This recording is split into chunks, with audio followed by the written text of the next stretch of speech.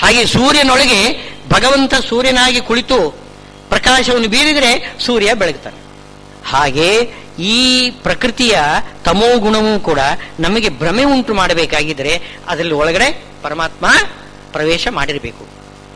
ಒಳಗಡೆ ಭೂದೇವಿ ದುರ್ಗಾದೇವಿಯರು ಇರ್ತಾರೆ, ದುರ್ಗಾದೇವಿಯರೊಳಗೆ ಪರಮಾತ್ಮ ಇದ್ದಾನೆ. ತಮೋ ಗುಣದಲ್ಲಿ ದುರ್ಗಾದೇವಿಯಲ್ಲಿ ಪರಮಾತ್ಮ ಒಳಗಡೆ ಪ್ರವೇಶ ಮಾಡಿ ನಮಗೆ ಭ್ರಮ ಉಂಟು ಮಾಡಿಕೊಡ್ತಾರೆ. ಎಂಥ ಭ್ರಮೆ ಅದು! ಜಗತ್ತು ಭ್ರಮೆ ಅಲ್ಲ, ಕಣ್ಣಿಗೆ ಕಾಣತಕ್ಕಂಥದ್ದು ಅದು ಯಾವುದು ಭ್ರಮೆ ಅಲ್ಲ. ಭ್ರಮೆ ಯಾವುದು ಅಂತಂದ್ರೆ ಪರಮಾತ್ಮ ಎಲ್ಲರ ಹಾಗೆ ಹುಟ್ಟಿದ್ದಾನೆ ಅಂತ ಭ್ರಮೆ.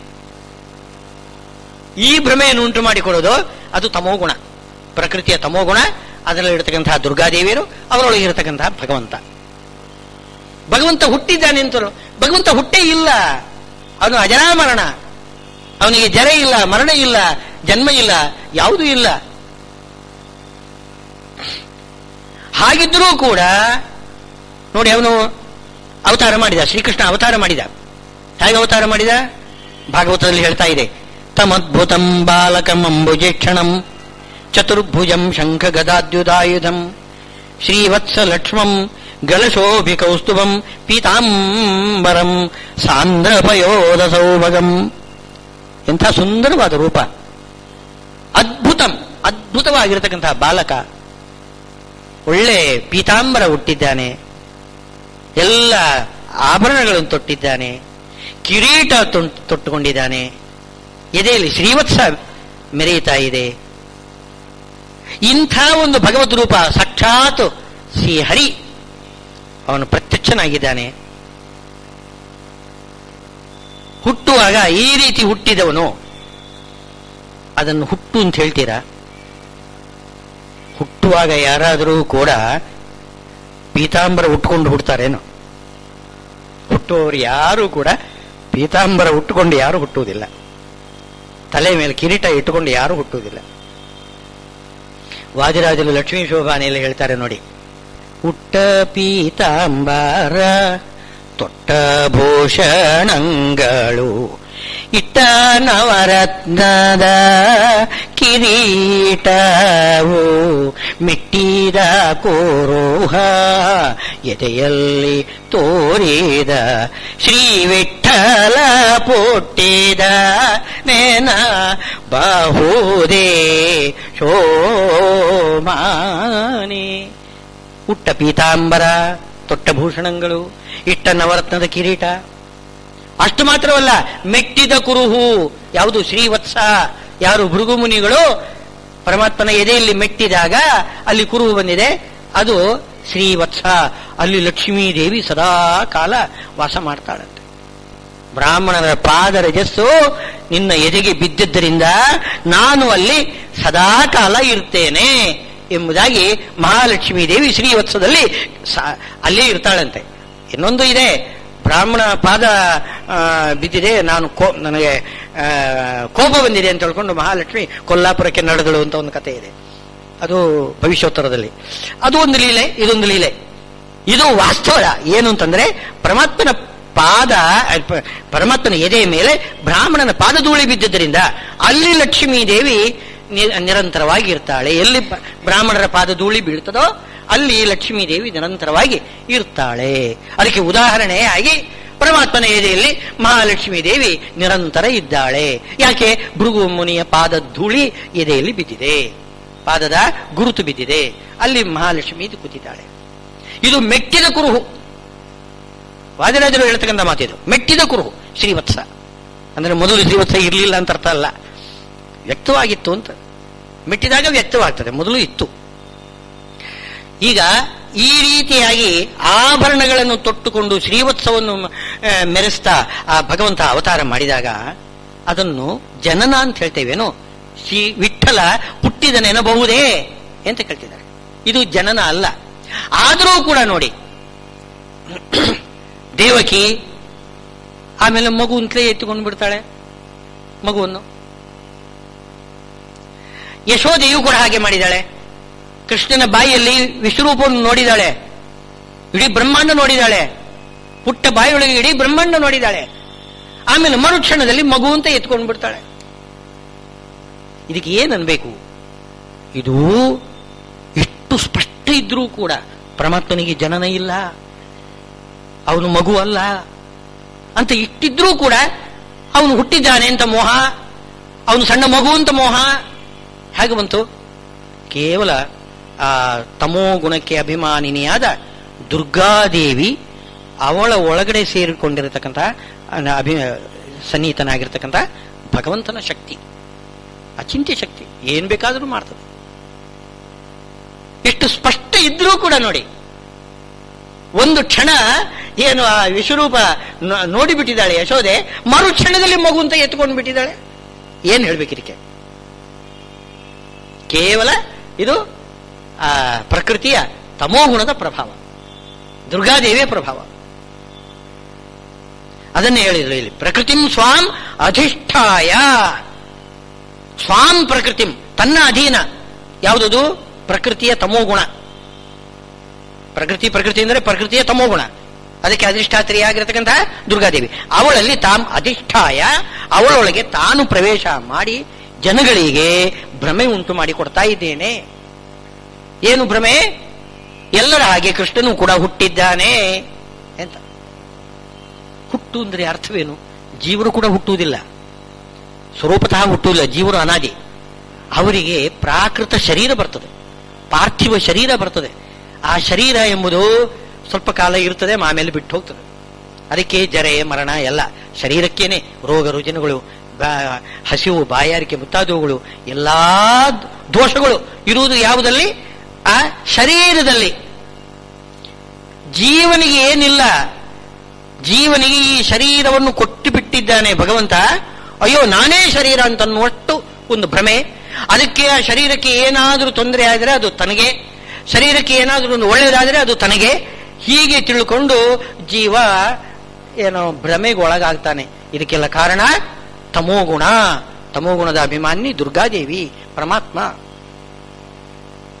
ಜೀವನಿಗೆ ಇಲ್ಲ ಅಂತಂದ್ಮೇಲೆ ಇನ್ನು ಪರಮಾತ್ಮನಿಗೆ ಎಲ್ಲಿದೆ? ಪರಮಾತ್ಮನಿಗೆ ಈ ಪ್ರಾಕೃತ ಶರೀರ ಬರೋದೇ ಇಲ್ಲ.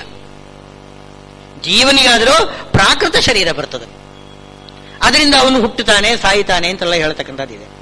ಪರಮಾತ್ಮನಿಗೆ ಶರೀರವೇ ಪ್ರಾಕೃತ ಶರೀರ ಬರುವುದಿಲ್ಲ. ಅವನ ಅಪ್ರಾಕೃತ ದಿವ್ಯ ಶರೀರ ಇದೆಯಲ್ಲ, ಅದೇ ವ್ಯಕ್ತವಾಗ್ತದೆ. ಜೀವನ ಸ್ವರೂಪ ಶರೀರ ವ್ಯಕ್ತವಾಗುವುದೇ ಇಲ್ಲ. ಜೀವನ ಸ್ವರೂಪ ಶರೀರ ಮೋಕ್ಷದಲ್ಲಿಯೇ ವ್ಯಕ್ತವಾಗುವುದಷ್ಟೇ ಹೊರತು ಅಲ್ಲಿವರೆಗೆ ವ್ಯಕ್ತವಾಗುವುದೇ ಇಲ್ಲ. ಯಾರಿಗೂ ಕೂಡ ಕಣ್ಣಿಗೆ ಕಾಣಿಸುವುದಿಲ್ಲ. ಪರಮಾತ್ಮನ ಸ್ವರೂಪ ಶರೀರನೂ ಹಾಗೇನೆ, ಯಾರಿಗೂ ಕೂಡ ಕಾಣಿಸುವುದಿಲ್ಲ. ಗಾಳಿ ಕಾಣಿಸೋದೇನು? ಗಾಳಿ ಕಾಣಿಸುವುದಿಲ್ಲ. ಗಾಳಿಯ ಹಾಗೆ ಪರಮಾತ್ಮನ ಸ್ವರೂಪನೂ ಕೂಡ ಕಾಣಿಸುವುದಿಲ್ಲ ಸ್ವಾಭಾವಿಕವಾಗಿ. ಅದರ ಸ್ವಭಾವನೆ ಹಾಗೆ, ಕಾಣಿಸದೇ ಇದು ಅದರ ಸ್ವಭಾವ. ಆದರೆ ಗಾಳಿಗೆ ಅಂತ ಶಕ್ತಿ ಇಲ್ಲ, ತನ್ನನ್ನು ತಾನು ತೋರಿಸಿಕೊಳ್ತೇನೆ ಅಂತ ತೋರಿಸಿಕೊಳ್ಳಿಕ್ಕೆ ಅದಕ್ಕೆ ಶಕ್ತಿ ಇಲ್ಲ. ಪರಮಾತ್ಮನಿಗೆ ಶಕ್ತಿ ಇದೆ. ಪರಮಾತ್ಮ ಅಚಿಂತ್ಯ ಶಕ್ತಿ, ಅಚಿಂತ್ಯ ಶಕ್ತಿ ಉಳ್ಳವನಾದ್ದರಿಂದ ತನ್ನ ಆ ಅವ್ಯಕ್ತವಾಗಿರತಕ್ಕಂಥ ರೂಪವನ್ನೇ ಪ್ರಕಟ ಮಾಡ್ತಾನೆ, ಜನಗಳ ಕಣ್ಣಿಗೆ ಕಾಣಿಸಿಕೊಳ್ತು ಹಾಗೆ ಮಾಡ್ತಾನೆ. ಇದೇ ಅವತಾರ. ಪರಮಾತ್ಮ ಹುಟ್ಟುವುದು ಅಂತಂದ್ರೆ, ಪರಮಾತ್ಮ ಅವತರಿಸುವುದು ಅಂತಂದ್ರೆ ಇದೆ. ಏನದು? ಆ ಏನು ಸ್ವಾಭಾವಿಕವಾಗಿ ಕಣ್ಣಿಗೆ ಯಾರಿಗೂ ಕೂಡ ಕಾಣಿಸದೇ ಇರತಕ್ಕಂಥದ್ದು. ಈಗ ಈ ದೇವತೆಗಳೆಲ್ಲ ಇದ್ದಾರೆ, ಅವರು ಕಣ್ಣಿಗೆ ಕಾಣಿಸುವುದಿಲ್ಲ. ಆದರೆ ಅವರನ್ನು ಚೆನ್ನಾಗಿ ಪೂಜೆ ಮಾಡಿದರೆ ಅಥವಾ ಏನಾದರೂ ಒಂದು ಯೋಗ ಪ್ರಭಾವದಿಂದ ಏನಾದರೂ ನಾವು ಮಾಡಿದರೆ, ಶಕ್ತಿ ಸಂಪಾದನೆ ಮಾಡಿಬಿಟ್ರೆ ಕಣ್ಣಾರೆ ನೋಡಬಹುದು. ಯೋಗ ಬಲದಿಂದ, ಯೋಗ ಶಕ್ತಿ ಇದೆ.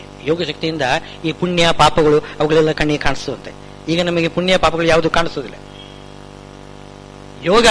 ಯೋಗಾಭ್ಯಾಸ ಮಾಡಿ ಅತೀಂದ್ರಿಯವಾಗಿರತಕ್ಕಂಥ ಪದಾರ್ಥವನ್ನು ನೋಡ್ತಕ್ಕಂಥದ್ದು ಆ ಶಕ್ತಿಯಿಂದ ಅದನ್ನೆಲ್ಲ ನೋಡ್ಬೋದು, ದೇವತೆಗಳನ್ನು ನೋಡ್ಬೋದು, ಎಲ್ಲ ಅತೀಂದ್ರಿಯವಾದ ಎಲ್ಲ ಪದಾರ್ಥ ನೋಡ್ಬೋದು. ಆದರೆ ಪರಮಾತ್ಮನನ್ನು ನೋಡ್ಲಿಕ್ಕೆ ಬರುವುದಿಲ್ಲ. ಯಾವ ಯೋಗ ಶಕ್ತಿಯಿಂದಲೂ ಕೂಡ ಪರಮಾತ್ಮನ ನೋಡ್ಲಿಕ್ಕೆ ಬರುವುದಿಲ್ಲ ಅಂತ. ಪರಮಾತ್ಮ ತಾನೇ ಒಲಿದು ತನ್ನನ್ನು ತಾನು ತೋರಿಸಬೇಕು ಅಚಿಂತ್ಯ ಶಕ್ತಿಯಿಂದ. ಆವಾಗ ಮಾತ್ರ ಪರಮಾತ್ಮ ಕಾಣಿಸ್ತಾನೆ. ಇಲ್ಲದೆ ಹೋದರೆ ಪರಮಾತ್ಮ ಕಾಣಿಸೋದೇ ಇಲ್ಲ. ನನ್ನ ಶಕ್ತಿಯಿಂದ ನಾನು ಸಾಧನೆ ಮಾಡ್ತೇನೆ, ಯೋಗಾಭ್ಯಾಸ ಮಾಡ್ತೇನೆ, ಪರಮಾತ್ಮನ ಕಂಡುಬಿಡ್ತೇನೆ. ಹಾಗೆಲ್ಲ ಕಾಣಲಿಕ್ಕೆ ಸಾಧ್ಯನೇ ಇಲ್ಲ. ನೀವು ಎಷ್ಟು ತಪಸ್ಸು ಮಾಡಿದರೂ ಕೂಡ ಅವನು ಅದಕ್ಕೆ ಒಲಿದು ತನ್ನ ಸ್ವರೂಪವನ್ನು ತಾನು ತೋರಿಸಿಕೊಟ್ರೆ ನೀವು ನೋಡ್ತೀರಿ, ಇಲ್ಲದೆ ಹೋದರೆ ನೋಡ್ಲಿಕ್ಕೆ ಬರೋದಿಲ್ಲ. ಅಂಥ ಪರಮಾತ್ಮನ ಆ ವಿಚಿತ್ರ ಶಕ್ತಿ ಉಳ್ಳವನು ಅವನು ಹುಟ್ಟಿದ್ದಾನೆ ಅಂತ ಅನ್ನೋದು ತಪ್ಪದು. ಅದಕ್ಕೆ ಹೇಳ್ತಾನೆ ಅರ್ಜುನ, ನಿನ್ನ ಹಾಗೆ ನಾನು ಹುಟ್ಟೇ ಇಲ್ಲ. ಇದು ಒಂದು. ಇನ್ನೊಂದು, ನನ್ನ ಇಚ್ಛೆಯಿಂದ ನಾನು ಹುಟ್ಟಿದ್ದೇನೆ. ನಿನ್ನ ಇಚ್ಛೆಯಿಂದ ಹುಟ್ಟುವುದಲ್ಲ. ನೀನು ಹುಟ್ಟುವುದು ಸಾಯುವುದು ನಿನ್ನ ಇಚ್ಛಾನುಗುಣವಲ್ಲ, ಇಚ್ಛಾನುಸಾರ ಅಲ್ಲ. ನಿನಗೆ ಏನು ಗೊತ್ತೇ ಇರುವುದಿಲ್ಲ, ಇನ್ನು ಇಚ್ಛಾ ಎಲ್ಲಿನ ಏನೇನು ಗೊತ್ತಿರೋದಿಲ್ಲ. ನಾನು ಹಾಗಲ್ಲ, ಇಚ್ಛಾನುಸಾರ ನಾನು ಅವತಾರ ಮಾಡ್ತೇನೆ. ಅದು ನನ್ನ ಸ್ವಭಾವ, ಅದು ನನ್ನ ಇಚ್ಛಾನುಸಾರ. ಯಾಕೆ ಇಚ್ಛಾ ನಿನಗೆ ಯಾಕೆ ಬೇಕಾಗಿದೆ ಅಂತ ಪ್ರಶ್ನೆ ಮಾಡ್ಬೋದು. ಯಾಕೆ ಹುಟ್ಟಬೇಕು ಭಗವಂತ? ಯಾಕೆ ಪ್ರಕಟ ಆಗಬೇಕು? ಅವನು ಯಾಕೆ ಆ ರೀತಿ ಇಚ್ಛೆ ಯಾಕೆ ಮಾಡಬೇಕು? ಕೇವಲ ಭಕ್ತರ ಅನುಗ್ರಹ, ಭಕ್ತರ ಮೇಲಿನ ಅನುಗ್ರಹ ಬುದ್ಧಿಯಿಂದ, ಪ್ರೀತಿಯಿಂದ ಅವರಿಗೋಸ್ಕರ ತನ್ನನ್ನು ತಾನು ಪ್ರಕಟ ಮಾಡಿಕೊಳ್ತಾನೆ ಹೊರತು ಇದು ಅವನ ಸ್ವಭಾವ. ತನ್ನ ಲಾಭದ ಇಚ್ಛೆಯಿಂದ ಅಲ್ಲ, ಭಕ್ತರ ಲಾಭದ ದೃಷ್ಟಿಯಿಂದ. ಪರಪ್ರಯೋಜನ, ಸ್ವಪ್ರಯೋಜನ ಅಲ್ಲ, ಪರಪ್ರಯೋಜನಕ್ಕಾಗಿ ತನ್ನನ್ನು ತಾನು ತೋರಿಸಿಕೊಳ್ಳತಕ್ಕಂಥದ್ದಿದೆಯಲ್ಲ, ಅದು ನನ್ನ ಸ್ವಭಾವ ಅಂತಂತ ಭಗವಂತ. ಅದಕ್ಕೆ ಹೇಳ್ತಾನೆ, ಯದಾ ಯದಾ ಹಿ ಧರ್ಮಸ್ಯ ಗ್ಲಾನಿರ್ಭವತಿ ಭಾರತ ಅಭ್ಯುತ್ಥಾನಮಧರ್ಮಸ್ಯ ತದಾತ್ಮಾನಂ ಸೃಜಾಮ್ಯಹಂ ಅಂತ ಹೇಳ್ತಾನೆ. ಯದಾ ಯದಾ ಈ ಧರ್ಮಸ್ಯ ಗ್ಲಾನಿರ್ಭವತಿ, ನಾನು ಪ್ರಕಟನಾಗುವುದು ಯಾತಕ್ಕೋಸ್ಕರ ಅಂತಂದ್ರೆ, ಧರ್ಮ ನಾಶವಾದಾಗ ಪುನಃ ಧರ್ಮವನ್ನು ಸ್ಥಾಪನೆ ಮಾಡಲಿಕ್ಕೋಸ್ಕರ ನಾನು ನನ್ನ ರೂಪವನ್ನು ಪ್ರಕಟ ಮಾಡ್ತೇನೆ. ಧರ್ಮಸ್ಯ ಗ್ಲಾನಿರ್ಭವತಿ, ಅಧರ್ಮಕ್ಕೆ ಅಭ್ಯುತ್ಥಾನ. ಅಧರ್ಮ ಮೆರೆಯಲಿಕ್ಕೆ ಪ್ರಾರಂಭ ಆಗ್ತದೆ, ಧರ್ಮ ಅದು ಮರೆಯಾಗಿ ಬಿಡ್ತದೆ, ಅಧರ್ಮ ಮೆರೆಯುತ್ತದೆ. ಅಂಥ ಸಂದರ್ಭ ಬಂದಾಗ ತದಾ ಆತ್ಮಾನಂ, ನನ್ನನ್ನು ನಾನು ಹುಟ್ಟಿಸ್ತೇನೆ. ಅವನು ಹೇಳೋದು ಕ್ರಮ ನೋಡಿ, ನನ್ನನ್ನು ನಾನು ಹುಟ್ಟಿಸ್ತೇನೆ. ಅರ್ಜುನ, ನಿನ್ನನ್ನು ನೀನು ಹುಟ್ಟಿಸ್ತೀಯಾ? ಇಲ್ಲ, ನಿನಗೆ ಹುಟ್ಟಿಸ್ಲಿಕ್ಕೆ, ನಿನಗೆ ಹುಟ್ಟಿಸ್ಲಿಕ್ಕೆ ಬರೋದಿಲ್ಲ. ನಿನ್ನನ್ನು ನಾನು ಹುಟ್ಟಿಸ್ತೇನೆ. ನನ್ನನ್ನು ಇನ್ನೊಬ್ಬ ಹುಟ್ಟಿಸುವುದಿಲ್ಲ, ನನ್ನನ್ನು ನಾನೇ ಹುಟ್ಟಿಸೋದು. ತದಾ ಆತ್ಮಾನಂ ಸೃಜಾಮ್ಯಹಂ, ನನ್ನನ್ನು ನಾನೇ ಹುಟ್ಟಿಸ್ತೇನೆ. ಹುಟ್ಟಿಸುವುದು ಅಂದರೆ ಅರ್ಥವೇನು? ಪ್ರಕಟ ಮಾಡ್ತೇನೆ, ನನ್ನನ್ನು ಪ್ರಕಟಗೊಳಿಸ್ತೇನೆ. ಯಾರಿಗೂ ಕೂಡ ಕಾಣದೇ ಇರತಕ್ಕಂತಹ ನನ್ನ ರೂಪವನ್ನು ಇನ್ನೊಬ್ಬರಿಗೆ ತೋರಿಸಿಕೊಡ್ತೇನೆ ಅಷ್ಟೇ. ಯಾತಕ್ಕೆ? ನನ್ನ ಇಚ್ಛಾ ಅದು ಏನು ಅಂತಂದ್ರೆ, ಧರ್ಮ ನಾಶವಾದಾಗ, ಅಧರ್ಮ ಮೆರೀತಾ ಬಂದಾಗ ಆ ಅಧರ್ಮವನ್ನು ಮೆಟ್ಟಬೇಕು, ಧರ್ಮವನ್ನು ಮೇಲಕ್ಕೆ ಎತ್ತಬೇಕು. ಈ ಇಚ್ಛೆಯಿಂದ ನಾನು ಅವತಾರ ಮಾಡ್ತೇನೆ. ಮಾಡುವಾಗ ಹೇಗೆ ಮಾಡ್ತೇನೆ? ಪರಿತ್ರಾಣಾಯ ಸಾಧೂನಾಂ ವಿನಾಶಾಯ ಚ ದುಷ್ಕೃತಾಂ ಧರ್ಮ ಸಂಸ್ಥಾಪನಾರ್ಥಾಯ ಸಂಭವಾಮಿ ಯುಗೇ ಯುಗೇ. ಪರಿತ್ರಾಣಾಯ ಸಾಧೂನಾಂ, ಧರ್ಮ ಎಲ್ಲಿರ್ತದೆ? ಸಾಧು ಸಜ್ಜನಲ್ಲಿ ಇರ್ತದೆ. ಧರ್ಮವನ್ನು ನಾನು ಎತ್ತಿ ಹಿಡಿಬೇಕು ಅಂತಂದ್ರೆ ಸಜ್ಜನರಿಗೆ ರಕ್ಷಣೆ ಕೊಡಬೇಕು. ಧರ್ಮ ಇರುವುದು ಸಜ್ಜನರಲ್ಲಿ, ಆದ್ದರಿಂದ ಸಜ್ಜನರಿಗೆ ಮೊದಲು ನಾನು ರಕ್ಷಣೆ ಕೊಡಬೇಕು. ಪರಿತ್ರಾಣಾಯ ಸಾಧೂನಾಂ ವಿನಾಶಾಯ ಚ ದುಷ್ಕೃತಾಂ, ದುಷ್ಕರ್ಮಿಗಳು ಯಾರಿದ್ದಾರೆ ಅವರನ್ನು ನಾಶ ಮಾಡಬೇಕು. ಆವಾಗ ಅವರಲ್ಲಿರ್ತಕ್ಕಂತಹ ಅಧರ್ಮ ಅದು ಮರೆಯಾಗ್ತದೆ. ಅಧರ್ಮ ನಾಶವಾಗಬೇಕಾಗಿದ್ರೆ ಅಧರ್ಮಿಗಳನ್ನು ನಾಶ ಮಾಡಬೇಕು. ಧರ್ಮವನ್ನು ಉದ್ಧಾರ ಮಾಡಬೇಕಾಗಿದ್ರೆ ಧರ್ಮಿಷ್ಠರಿದ್ದಾರಲ್ಲ, ಧಾರ್ಮಿಕರಿದ್ದಾರಲ್ಲ, ಅವರಿಗೆ ನಾನು ಆಸರೆ ನೀಡಬೇಕು, ಅವರನ್ನ ಮೇಲೆ ಕೆತ್ತಬೇಕು. ಅವರನ್ನ ಮೇಲೆ ಕೆತ್ತಿದರೆ ಧರ್ಮ ಉದ್ಧಾರ ಮಾಡಿದಾಗ ಆಗುತ್ತೆ. ಪರಿತ್ರಾಣಾಯ ಸಾಧೂನಾಂ ವಿನಾಶಾಯ ಚ ದುಷ್ಕೃತಾಂ, ಇದು ಎರಡೂ ಕೂಡ ಧರ್ಮ ಸಂಸ್ಥಾಪನಾರ್ಥಾಯ. ಯುಗೇ ಯುಗೇ ಸಂಭವಾಮಿ, ಪ್ರತಿ ಯುಗದಲ್ಲೇ ನಾನು ಹುಟ್ಟುತ್ತೇನೆ. ಇಲ್ಲಿ ಪ್ರತಿ ಯುಗದಲ್ಲಿ ಹುಟ್ಟುವುದಿಲ್ವಲ್ಲ, ಇದು ಸ್ವಲ್ಪ ಭಾಗವತಕ್ಕೆ ವಿರೋಧ ಬರ್ತದೆ. ಭಾಗವತದಲ್ಲಿ ಪರಮಾತ್ಮನಿಗೆ ತ್ರಿಯುಗ ಅಂತ ಹೆಸರಿದೆ. ಒಂದು ಹೆಸರಿದೆ ಪರಮಾತ್ಮನ ಅನೇಕ ಹೆಸರುಗಳಲ್ಲಿ ಒಂದು ಹೆಸರು ತ್ರಿಯುಗ. 3 ಯುಗಗಳಲ್ಲಿ ಮಾತ್ರ ಅವತಾರ ಮಾಡ್ತಾನೆ. ಕೃತ, ತ್ರೇತ, ದ್ವಾಪರಗಳಲ್ಲಿ ಮಾತ್ರ. ಕಲಿಯುಗದಲ್ಲಿ ಅವತಾರ ಮಾಡುವುದಿಲ್ಲ. ತ್ರಿಯುಗ. ಈಗ ಇಲ್ಲಿ ಯುಗೇ ಯುಗ ಅಂದರೆ ಎಲ್ಲ ಯುಗಗಳಲ್ಲಿ ಅಂತಂತ ಇದ್ದಾರೆ. ಇದು ಹೇಗೆ ಕೊಡ್ತದೆ ಅಂತ ಅನ್ನೋ ಪ್ರಶ್ನೆ ಬರ್ತದೆ. ಅದಕ್ಕೆ ಈಗ ಕಲಿಯುಗದಲ್ಲಿಯೂ ಕೂಡ ಬುದ್ಧಾವತಾರ ಆಗಿದೆ. ಬುದ್ಧಾವತಾರ ಆಗಿದೆ. ಇನ್ನು ಕಲ್ಕಿ ಅವತಾರ ಆಗ್ತದೆ. ಕಲವು ಅಂತಲೇ ಇದೆ, ಕಲಿಯುಗದಲ್ಲಿ ಅಂತಲೇ ಇದೆ. ಕೀಕಟೇಶು ಭವಿಷ್ಯತಿ, ಕಲಿಯುಗದಲ್ಲಿ ಕಲ್ಕಿ ಅವತಾರ ಮಾಡ್ತಾನೆ. ಯಾಕೆಂದ್ರೆ ಕಲಿಯನ್ನು ಓಡಿಸ್ಲಿಕ್ಕೋಸ್ಕರ ಕಲ್ಕಿ ಅಂತಂದ್ರೆ ಏನು, ಕಲಿಯನ್ನು ಓಡಿಸುವನು ಅಂತ ಅರ್ಥ. ಕಲಿಯನ್ನು ಓಡಿಸ್ಲಿಕ್ಕೋಸ್ಕರನೇ ಕಲ್ಕಿ ಅವತಾರ ಮಾಡ್ತಾನೆ. ಅದು ಕಲಿಯುಗದಲ್ಲಿ. ನೀವು ತ್ರಿಯುಗ ಅಂತಂದ್ರೆ ಹೇಗೆ, ಭಾಗವತ ಸರಿ ಮಾಡಬೇಕಲ್ಲ, ಮೊದಲು ಭಾಗವತ ಸರಿ ಮಾಡಬೇಕು.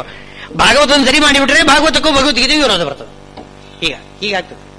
ಭಗವದ್ಗೀತೆಯಲ್ಲಿ ಪ್ರತಿ ಯುಗದಲ್ಲಿಯೂ ಕೂಡ ಅವತಾರ ಅಂತಿದೆ, ಸರಿ ಆಗ್ತದೆ. ಕಲಿಯುಗದಲ್ಲಿಯೂ ಕೂಡ ಬುದ್ಧಾವತಾರ ಇದೆ, ಕಲ್ಕಿ ಅವತಾರ ಇದೆ. ಭಗವದ್ಗೀತೆ ಹೇಳುವುದು ಏನೋ ಸರಿಯಾಗಿ ಕಾಣಿಸ್ತದೆ, ಭಾಗವತ ವಿರೋಧ ಬರ್ತದೆ ಅಂತ. ಆದರೆ ಭಾಗವತ ಹೇಳಿದ್ದೇ ಸರಿಯಲ್ಲಲ್ಲ, ಅದು ತ್ರಿಯುಗ ಅಂತ ಹೇಳ್ತಾ ಇದ್ದಾರಲ್ಲ, ಹೇಗದು ಅಂತಂದ್ರೆ, ಈ ಬುದ್ಧಾವತಾರ ಮತ್ತು ಕಲ್ಕಿ ಅವತಾರ ಎರಡೂ ಕೂಡ ಕಲಿಯುಗದಲ್ಲಿ ಆಗಲೇ ಇಲ್ಲ. ಈ ಕಲಿಯುಗದ ಸಂಧಿ, ದ್ವಾಪರ ಮುಗಿದು ಇನ್ನೂ ಕಲಿಯುಗ ಬಂದಿಲ್ಲ. ಸಂಧ್ಯಾಕಾಲ, ಹಗಲು ಮುಗಿದು ರಾತ್ರಿ ಇನ್ನೂ ಬಂದಿಲ್ಲ. ಅಂಥದ್ದೊಂದು ಸಂಧ್ಯಾಕಾಲ ಇದೆ ತಾನೆ. ಅದನ್ನು ಹಗಲು ಅಂತಂತಿರೋ ರಾತ್ರಿ ಅಂತಂತಿರೋ, ಎರಡೂ ಅಲ್ಲ. ಅದು ರಾತ್ರಿ ಅಂತ ವಿವಕ್ಷೆಯಿಂದ ಬೇಕಾದ್ರೆ ರಾತ್ರಿ ಅಂತನ್ನಿ, ಹಗಲು ಅಂತ ವಿವಕ್ಷೆಯಿಂದ ಹಗಲು ಅಂತಲೂ ಅನ್ನಿ, ಏನು ಪರವಾಗಿಲ್ಲ. ಈಗ ಇದನ್ನು ಈ ಬುದ್ಧಾವತಾರ ಕಲಿಯುಗದಲ್ಲಿ ಆಯಿತು ಅಂತಂದ್ರೆ ಆ ಸಂಧಿಯನ್ನು ಕಲಿಯುಗ ಅಂತ ವಿವಕ್ಷೆ ಮಾಡಿಬಿಟ್ರೆ ಕಲಿಯುಗದಲ್ಲಿ ಅವತಾರ ಅಂತ ಅನ್ಬೋದು. ವಾಸ್ತವದಲ್ಲಿ ಅದು ಕಲಿಯುಗ ಅಲ್ಲ, ಕಲಿಯುಗದ ಸಂಧಿ. ಹಾಗೆ ಕಲ್ಕಿ ಅವತಾರನೂ ಕೂಡ ಕೊನೆಗೆ ಅದು ಸಂಧಿಕಾಲದಲ್ಲೇ ಆಗ್ತದೆ. ಕಲಿಯುಗದಲ್ಲಿ ಅಂದ್ರೆ ಅದು ವಿವಕ್ಷೆಯಿಂದ ಅದು ಕಲಿಯುಗ ಅಂತ ಹೇಳಿದ್ದು, ಅದು ಕೂಡ ಸಂಧಿ. ಅಂದ್ರೆ ಸಂಧಿ ಕಾಲದಲ್ಲಿ ಅವತಾರ ಮಾಡ್ತಾನೆ, ಕಲಿಯುಗದ ಮಧ್ಯದಲ್ಲಿ ಅವತಾರ ಮಾಡುವುದಿಲ್ಲ. ಹಾಗಿದ್ರೆ ಯದಾ ಯದಾ ಈ ಧರ್ಮಸ್ಯ ಗ್ಲಾನಿರ್ಭವತಿ ಭಾರತ, ಈ ಮಾತಿಗೆ ಅರ್ಥ ಏನು ಅಂತ ಪ್ರಶ್ನೆ ಬರ್ತದೆ. ಅದಕ್ಕೆ ಪ್ರತಿಯೊಂದು ಈಗ ಭಗವಂತನ ಅವತಾರ ಎರಡು ರೀತಿ ಇದೆ. ಒಂದು ಸ್ವರೂಪಾವತಾರ, ಇನ್ನೊಂದು ಆವೇಶಾವತಾರ ಅಂತಿದೆ. ಸ್ವರೂಪಾವತಾರ ಇಲ್ಲ ಕಲಿಯುಗದಲ್ಲಿ, ಬೇರೆ ಯುಗಗಳಲ್ಲಿ ಸ್ವರೂಪಾವತಾರ ಇದೆ. ಈಗ ಉದಾಹರಣೆಗೆ ಬಲರಾಮ ದೇವರು ಆವೇಶಾವತಾರ. ಬಲರಾಮ ದೇವರು ಶೇಷ ದೇವರು, ಅವರೇ ಪರಮಾತ್ಮ ಅಲ್ಲ. ಹಾಗೆ ರಾಮ, ಲಕ್ಷ್ಮಣ, ಭರತ, ಶತ್ರುಘ್ನ, ಅಲ್ಲಿ ಲಕ್ಷ್ಮಣ, ಭರತ, ಶತ್ರುಘ್ನರು ಇದ್ದಾರೆ. ಪರಮಾತ್ಮನ ಅವತಾರ ವಿಷ್ಣುವಿನ ಅವತಾರ ಅಂತ ವಾಲ್ಮೀಕಿ ರಾಮಾಯಣ ಹೇಳ್ತಾ ಇದೆ. ವಿಷ್ಣುವಿನ ಅವತಾರ ಅಂತ ಯಾರು? ಲಕ್ಷ್ಮಣ, ಭರತ, ಶತ್ರುಘ್ನ. ಈ 4 ಕೂಡ ವಿಷ್ಣುವಿನ ಅವತಾರ. ರಾಮ, ಲಕ್ಷ್ಮಣ, ಭರತ, ಶತ್ರುಘ್ನರು ನಿಮ್ಮದಾಗಿ ವಾಲ್ಮೀಕಿ ರಾಮಾಯಣ ಹೇಳ್ತಾ ಇದೆ. ಇದರ ಅಭಿಪ್ರಾಯ, ರಾಮ ಸ್ವರೂಪಾವತಾರ, ಲಕ್ಷ್ಮಣ, ಭರತ, ಶತ್ರುಘ್ನರು ಆವೇಶಾವತಾರ. ಅಲ್ಲಿ ಪರಮಾತ್ಮನ ಆವೇಶ ಇದೆ. ಬಲರಾಮ ದೇವರು ಆವೇಶಾವತಾರ. ಹೀಗೆ ಕೆಲವು ಆವೇಶಾವತಾರಗಳೆಲ್ಲ ಇವೆ. ಪೃಥು ಚಕ್ರವರ್ತಿಯಲ್ಲಿ ಪರಮಾತ್ಮನ ಆವೇಶಾವತಾರ. ಆದರೆ ಭಾಗವತ ನೋಡುವಾಗ ಪೃಥು ಚಕ್ರವರ್ತಿ ಸಾಕ್ಷಾತ್ ಭಗವಂತನ ಅವತಾರ ಅಂತೇಳಿ ಹೇಳ್ತಾ ಇದೆ. ಅದು ಆವೇಶಾವತಾರ. ಸ್ವಲ್ಪ ಅದು ನಿರ್ಣಯ ಮಾಡಬೇಕು. ಅವತಾರಗಳಲ್ಲಿ ಅಂಶ, ಸ್ವರೂಪ, ಆವೇಶ ಅವತಾರಗಳಲ್ಲೆಲ್ಲ ಆ ವ್ಯತ್ಯಾಸಗಳನ್ನೆಲ್ಲ ತಿಳ್ಕೋಬೇಕು. ಹರಿಕಥಾಂಸಾರ ಅಧ್ಯಯನ ಮಾಡಿಬಿಟ್ರೆ ಎಲ್ಲ ಅದರಲ್ಲಿ ಬರ್ತದೆ. ಇಲ್ಲಿ ಏನಾಗ್ತದೆ, ಸ್ವರೂಪಾವತಾರ ಕಲಿಯುಗದಲ್ಲಿ ಇಲ್ಲ, ಆವೇಶಾವತಾರ ಬರಬಹುದು. ಉದಾಹರಣೆಗೆ ಶ್ರೀಮದ್ ಆಚಾರ್ಯರು ಅವತಾರ ಮಾಡಿದ್ದಾರೆ. ಶ್ರೀಮದ್ ಆಚಾರ್ಯರ ಅವತಾರ ಅಂತಂದ್ರೆ ಪರಮಾತ್ಮನ ವಿಶೇಷ ಆವೇಶ ಶ್ರೀಮದ್ ಆಚಾರ್ಯರಲ್ಲಿ. ಇದು ಪರಮಾತ್ಮನ ಆವೇಶನ ಆಗೋಯ್ತಲ್ಲ. ಸಂಭವಾಮಿ ಯುಗೇ ಯುಗೇ ಅಂತಂದ್ರೆ ಶ್ರೀಮದ್ ಆಚಾರ್ಯರು ಅವತಾರ ಮಾಡಿದ್ದಾರೆ. ಕಲಿಯುಗದಲ್ಲಿ. ಇನ್ನು ಇದೇ ರೀತಿಯಲ್ಲಿ ಮುಂದಕ್ಕೆ ಅವತಾರ ಮಾಡ್ತಾರೆ. ಇದನ್ನು ಬೇಕಾದರೆ ಸಂಧಿಕಾಲ ಅಂತ ಬೇಕಾದರೆ ಹೇಳಿ, ಇವಾಗಲೂ ಕೂಡ ಇದು ಸಂಧಿಕಾಲನೇ. ಇನ್ನು ಮೇಲೆ ಕಲಿಯುಗದಲ್ಲಿಯೂ ಕೂಡ ಇದೇ ರೀತಿಯಲ್ಲಿ ಭಗವಂತನ ಆವೇಶ, ವಿಭೂತಿ ರೂಪ ಉಳ್ಳ ರೂಪಗಳು. ವಿಭೂತಿ ರೂಪ ಅಂದ್ರೆ ಆವೇಶ, ಪರಮಾತ್ಮನ ಆವೇಶ. ಅಂತಹ ವಿಭೂತಿ ರೂಪಗಳು, ವಿಭೂತಿ ಪುರುಷರು ಅಂತಂತೇವೆ ನಾವು ಅವರನ್ನು. ವಿಭೂತಿ ಪುರುಷರು ಅಂತಂದ್ರೆ ಪರಮಾತ್ಮನ ವಿಶೇಷ ಆವೇಶವುಳ್ಳ ಪುರುಷರು, ಅವರು ವಿಭೂತಿ ಪುರುಷರು. ಅಂಥವರು ಇನ್ನು ಮೇಲೂ ಕೂಡ ಕಲಿಯುಗದಲ್ಲಿ ಅವತಾರ ಮಾಡು. ಅವರಿಂದ ಧರ್ಮ ಸಂಸ್ಥಾಪನೆ ಮಾಡ್ತಾನೆ ಭಗವಂತ. ಯದಾ ಯದಾ ಈ ಧರ್ಮಸ್ಯ ಗ್ಲಾನಿರ್ಭವತಿ, ಆಗ ಪರಿತ್ರಾಣಾಯ ಸಾಧೂನಾಂ, ಸಜ್ಜನರಿಗೆ ರಕ್ಷಣೆ ಕೊಡ್ತಾನೆ. ಕಲಿಯುಗದಲ್ಲಿ ಸಜ್ಜನರು ಪೂರ್ತಿ ನಾಶ ಹೊಂದ್ತಾರೆ ಅಂತ ಹೇಳಿಕ್ಕೆ ಬರೋದಿಲ್ಲ. ಕೆಲವು ಸಲ ಏನಾಗ್ತದೆ, ಸಜ್ಜನರು ಅವರು ಮೇಲೆ ಬರ್ತಾರೆ, ದುರ್ಜನರು ಕೆಳಗಡೆ ಹೋಗ್ತಾರೆ. ಕೆಲವು ಸಲ ದುರ್ಜನರು ಮೇಲೆ ಬರ್ತಾರೆ, ಸಜ್ಜನರು ಕೆಳಗಡೆ. ಅದು ಆಚೀಚೆ ವ್ಯತ್ಯಾಸ ಆಗ್ತಾನೇ ಇರ್ತದೆ. ಅಲೆಗಳು ಬಂದ ಹಾಗೆ ಸಮುದ್ರದಲ್ಲಿ ಅಲೆಗಳು ಮೇಲೆ ಎತ್ತಿ ಕೆಳಗಡೆ ಹೇಳ್ತವೆ ಬೀಳ್ತವೆ, ಹೇಳ್ತವೆ ಬೀಳ್ತವೆ ಅಲೆಗಳು. ಹಾಗೆ ಆ ರೀತಿ ಅವತಾರ ಮಾಡಿ ಭಗವಂತ ಅದನ್ನು ತನ್ನ ಕಾರ್ಯ ಕಲಿಯುಗದಲ್ಲಿ ಇಲ್ಲ ಅಂತ ಮಾಡೋದಿಲ್ಲ. 3 ಯುಗಗಳಲ್ಲಿ ಯಾವ ಕರ್ಮ ಮಾಡಿದ್ದಾನೆ ಅದನ್ನೇ ಕಲಿಯುಗದಲ್ಲಿಯೂ ಕೂಡ ಮಾಡ್ತಾ ಇದ್ದಾನೆ. ಆದರೆ ಒಂದು ಪ್ರಶ್ನೆ ಬರ್ತದೆ, ಪರಿತ್ರಾಣಾಯ ಸಾಧೂನಾಂ, ಶ್ರೀಕೃಷ್ಣ ಸಾಧುಗಳನ್ನು ರಕ್ಷಣೆ ಮಾಡಿದ್ದಾನೆ, ಏನು ಅಸಾಧುಗಳು ಅಧರ್ಮಿಷ್ಠರಿದ್ದಾರೆ ಅವರನ್ನು ನಾಶ ಮಾಡಿದ್ದಾನೆ. ದುಷ್ಕೃತಾಂ ವಿನಾಶಾಯ ಅಂತ. ಅಲ್ಲಿ ಸಜ್ಜನರನ್ನು ನಾಶ ಮಾಡಿಬಿಟ್ಟಿದ್ದಾನೆ ಶ್ರೀಕೃಷ್ಣ. ಏನು ಎಲ್ಲ ಭೀಷ್ಮಾಚಾರ್ಯ ದ್ರೋಣಾಚಾರ್ಯ ಅವರೆಲ್ಲ ಸಜ್ಜನರು ತಾನೆ, ಅವರನ್ನು ನಾಶ ಮಾಡಿದ್ದಾನೆ. ಬೇಡ, ಯಾದವರಿದ್ದಾರಲ್ಲ, ಯಾದವರು ಎಲ್ಲರೂ ಕೂಡ ದೇವಾಂಶ ಸಂಭೂತರು. ಪ್ರತಿಯೊಬ್ಬ ಯಾದವನು ಕೂಡ ದೇವಾಂಶ ಸಂಭೂತರು, ಅವನ್ನೆಲ್ಲ ನಾಶ ಮಾಡಿಸಿಬಿಟ್ಟಿದ್ದಾನೆ.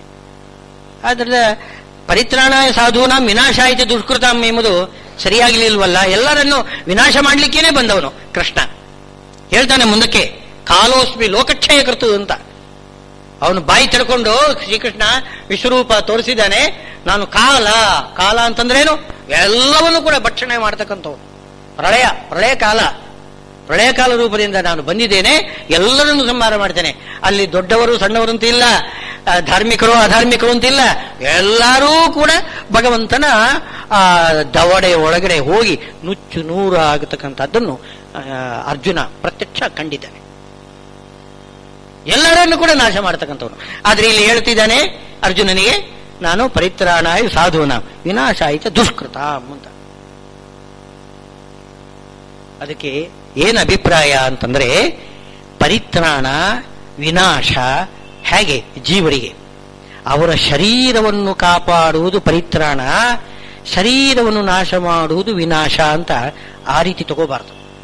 ಜೀವರಿಗೇನೆ ಪರಿತ್ರಾಣ ಅಂತ ಒಂದಿದೆ.